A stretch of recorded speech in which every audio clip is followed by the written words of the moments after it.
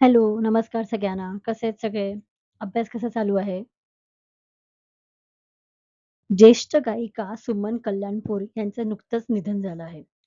हा व्हिडिओ आपण त्यांना श्रद्धांजली अर्पण करण्यासाठी तसेच एम-पी-एस-सी स्पर्धकांना त्यांच्या सांगीतिक वारसाबद्दल माहिती देण्यासाठी करत आहोत. तर व्हिडिओला सुरू करू. सुमन कल्याणपूर यांच्याबद्दल आता आपण माहिती करून घेऊ. ही अशीच माहिती आहे जी तुम्हाला परीक्षेसाठी उपयुक्त असणार आहे. बऱ्याच वर्तमानपत्रातून मी ही माहिती गोळा केली आहे. ह्याची पी-डी-एफ मी तुम्हाला टेलिग्राम चॅनलवरती अवेलेबल करून देत आहे. आता फक्त लक्ष देऊन ऐका. हं. बघा सुमन कल्याणपूर ह्यांचा जन्म 1937 चा. त्यांचं लग्न आधीचं नाव सुमन हेममाडी होतं. ओके. या कोण होत्या चित्रपटसृष्टीतील प्रसिद्ध पार्श्वगायिका होत्या. ओके. तर जानेवारी 1937 चा जन्म आहे त्यांचा. कुठे झाला जन्म? कोलकात्याला झाला. लक्षात ठेवा महाराष्ट्रातला जन्म नाहीये. जन्म कुठला आहे? कोलकात्यातला आहे. ओके. त्याच्यानंतर ना त्यांचे कुटुंब ढाका इथे स्थलांतरित झाले. आता बघा हे साल कुठलं आहे? हं. साल कुठलं आहे बघा. त्यावेळेला आपल्याला स्वातंत्र्य मिळालं नव्हतं. त्यामुळे ढाका हा भारताचा भाग होता. त्याच्यामुळे त्याचा बांगलादेश करू नका. साल कुठलं आहे बघून घ्या. त्याच्यानंतर बघा मुंबईत सेंट कुलाबा हायस्कूलमध्ये त्यांचे शिक्षण पूर्ण झाले. लक्षात ठेवा शिक्षण कुठे झाले? सेंट कुलाबा. बघा त्यांना ना गायिका होत्या हे सर्वांना माहिती आहे. पण त्याच्या पलीकडे त्या उत्तम चित्रकारही होत्या. म्हणून त्याचं जे शिक्षण होतं ना जे स्कूल ऑफ आर्ट्स मुंबईतलं इथे झालं आहे. ठीक आहे. यानंतर बघा मुंबईतील व्यावसायिक होते हं, रामानंद कल्याणपूर यांच्याशी त्यांचा विवाह झाला. विवाहानंतर त्यांचं नाव सुमन कल्याणपूर असे झाले. सुमन कल्याणपूर यांनी त्यांची जी करिअरची सुरुवात आहे आकाशवाणीपासून केली आणि तीही अगदी फार लहान वयापासून केली. आता बघा 2 महत्त्वाचे फॅक्ट्स आपल्याला आयोगाच्या दृष्टीने महत्त्वाचे आहेत, एक्झाम दृष्टीने. 1953 मध्ये पहिला चित्रपट जो होता ना, पहिला मराठी शुक्राची चांदणी. हं, पहिला मराठी.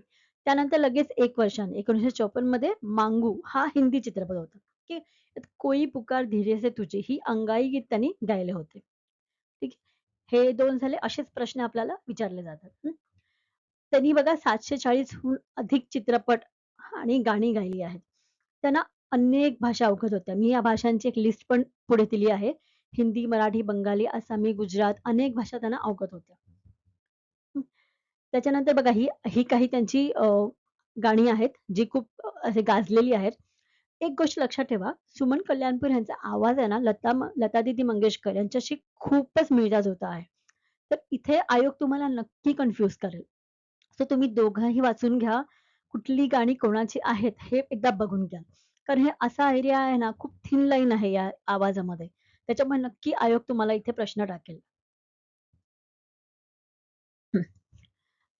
आता बघा ह्यांची अजून काही मराठी गाजलेली गाणी, केतकीच्या बनी तिथे, सांग कधी कळणार तुला, निंबोणीच्या झाडामागे. हे तर ऐकत-ऐकत आपण सर्वच लहानाचे मोठे झालो आहोत. हं.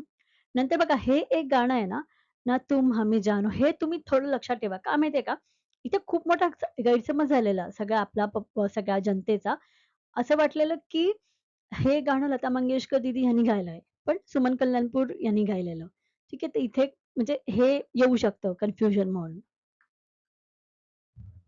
अजून काही महत्त्वाचे फॅक्ट्स बघून घेऊ. बघा ह्यानी ना सुमन कल्याणपूर ह्यांनी लता मंगेशकर सोबत एक गाणं गायलेलं, कभी आज भी कभी कल, कभी आज कभी कल.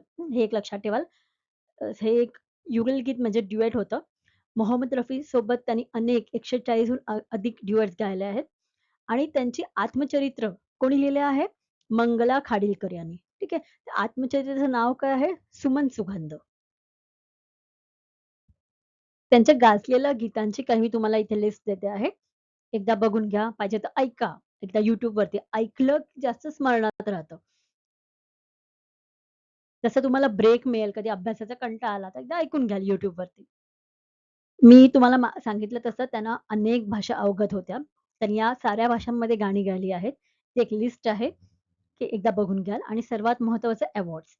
बघा त्यांना लता मंगेशकर अवॉर्ड मिळाला आहे 2009 मध्ये. मिर्ची म्युझिक लाईफटाईम अचीव्हमेंट अवॉर्ड 2022 मध्ये, पद्मभूषण त्यांना 2023 मध्ये, महाराष्ट्र भूषण मटा, हे मटा आहे हां, मटा सन्मान पुरस्कार 2024 मध्ये आणि सूर सिंगर समसाद अवॉर्ड हा त्यांना बरीच वर्ष म्हणजे बऱ्याच वेळा मिळालेला आहे. Thank you so much for watching. He PDF me share करत आहे टेलिग्राम चॅनलवरती. नाही मिळाली तर मला मेसेज कराल कमेंटमध्ये. तोपर्यंत अभ्यास करत राहा. भेटू लवकरच.